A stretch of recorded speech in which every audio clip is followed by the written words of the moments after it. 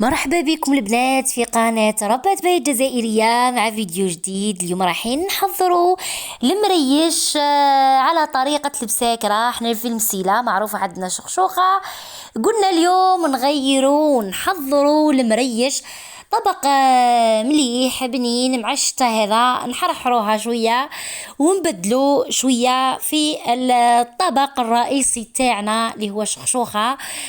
حبيت نحضرو، شوفوا كيفاه جا بنين، جاي سخف، شكلو ذوقو بنتو تعبل. كانت انايا درت لهم من قبل محاجب وفضلت لي هذه العجينه، قلت وعلاه لا نديرها شويه مريش، شواط رقيق، نديرو مره هكذا كي نحب نطيب المريش نلقاه واجد عندي في الدار.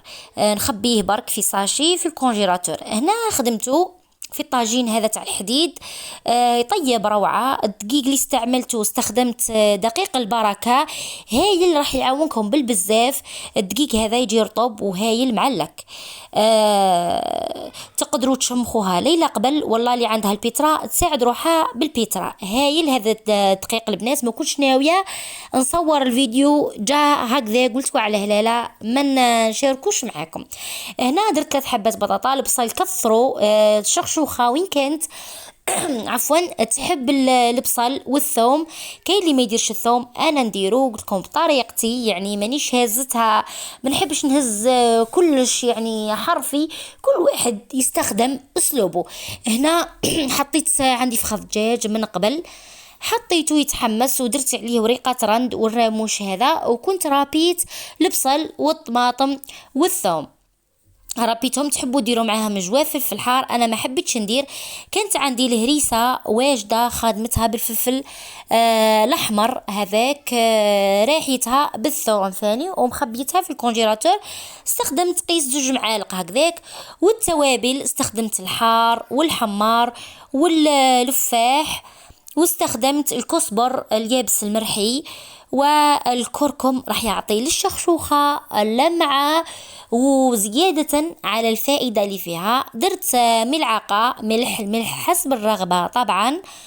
ودرت الزيت، قيس 2 مغارف 3 هكذاك يعني، قيس ما نحمسو ونبقى نحركوا فيها، ما نخلوهاش تلصقنا في القاع نتاع الكيكوطه. لازم مره على مره نحركوها، باسكو لا لصقت لكم لاصوص وفي التحماس وتحرقت، راح تعطي لكم مراره للمرقه، واللون راح يتحول من نورمال يجي من الاحمر، راح يولي لكم المرقه تاعكم سوداء، راح تولي لكم بنيه هكذا، ما تجيكمش شكلها مليح، وبنتها راح تكون مطعمة بالمرارة.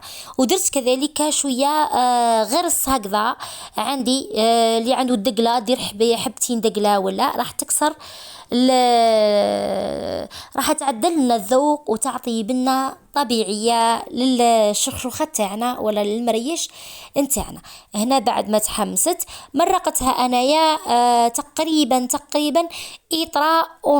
إطرة ونص وانتي تشوفي راها عينك ميزانك. كاين اللي يحبها خفيفة، كاين اللي يحب لاصوص عاقدة. حطيت 2 حبات بطاطا، هي كاين اللي يحط الجريوات، كاين اللي يحط معاها زرودية، كاين اللي يدير معاها القرعة، كاين اللي يدير معاها كل واحد وش يحب يدير. انا يا ولادي ما مش راح ياكلوها، مش متعودين على الشخشوخة بالخضرة. درتها برك بالحمص والبطاطا، راح نحمرها ونديرها ديكور من الفوق. هاو المريش تاعي جبته ديكونجلا، يعني كان في لاكلاص، قلت لكم خبوها عادي. جبته ديكونجلا وراني نفور فيه باه يطلق روحه، وتجي الشخشوخه تاعنا سخونه وتجي مليحه. هاو لاصوص تاعنا بعد ما طاب جاني شويه عاقد، زدتو شويه نتاع الماء وسكرت على الكوكوط مينيت، درتها وقيله واحد 15 دقيقه هكذا، ما كملتش، لحقت 10 دقائق 12 دقيقه، طفيت عليها وخليتها تنفس براحتها. هنا هو المريش تاعنا جاء توب توب توب، والبنة ما نحكي لكمش جات هايلة. بعد ما طابت انا ينحي ذكيتي المريش تاعنا، هو راه نحطه على جيه ونحي الفخذ تاع الدجاج ونحي البطاطا نقطعها على 4، كل حبة نقطعها على 4 ونديكوري بها، نقليها ونديكوري بها المريش تاعنا. اللي تحب تقليها مجمولة، كان اللي يستخدموا بطاطا صغيرة، كان اللي يستخدموا كبيرة ويقطعوها. استخدمت ثاني البيض للديكور. من بعد رايحة نلوح شوية حمص، يعني حسب الرغبة، كل واحد وش يحب يضيف وعلى حسب الكونتيتي اللي راكي مطيبتها، غير باه نديرو من الديكور من الفوق ويحبوه الولاد. ثاني الحمص راح يطلق بنة ثاني هايلة. نخليه برك يتكتك شوية في لاصوص ويشرب البنة نتاع لاصوص اللي درناه. من بعد رايحة نصفيه ثاني، نحيه ومن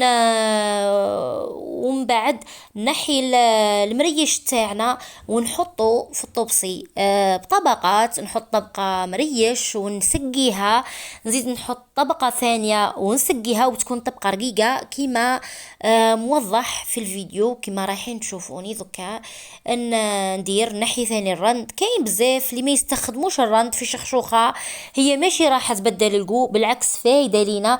والرند نستخدموه دايما في الاكلات الدسمة تاعنا، وخاصة اذا كنت باللحم والدجاج رايح يكسر الدهون وماشي رايحة تضركم. هنا كما راكم تشوفوا نحط طبقة رقيقة نتاع مريش ونسقيها حسب الرغبة. كاين اللي يحب يسقي بزاف، كاين اللي يحب يسقي شوية. واكيد رايحين تضيفوا في المائدة تاعكم شوية اصوص، اللي يحب يسقي بزاف يسقي على روحه. يعني هذه الاكل كل واحد وش يحب ياكل، يعني ديما نحترموا رغبة الناس ونحبوا نجربوا. انا يا خطرة كليت شخشوخة باليقطين، قالوا لي شخشوخة بالقرعة، ما امنتش، يعني ما دخلتش في راسي. من بعد كي ذقتها والله غير جات بنينة، يعني استعجبتها المرة الاولى. قلت شنو هذه شخشوخة بالقرعة، وهي والله غير بنينة هايلة تتكلوا بنينة.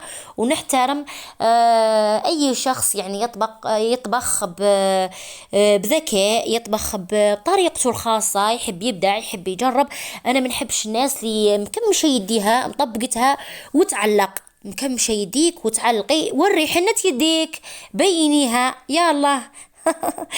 ان شاء الله يكون نال اعجابكم طبق المريش. يعني انا مش مختصة في المريش ولا جربته عادي كأي ربة بيت.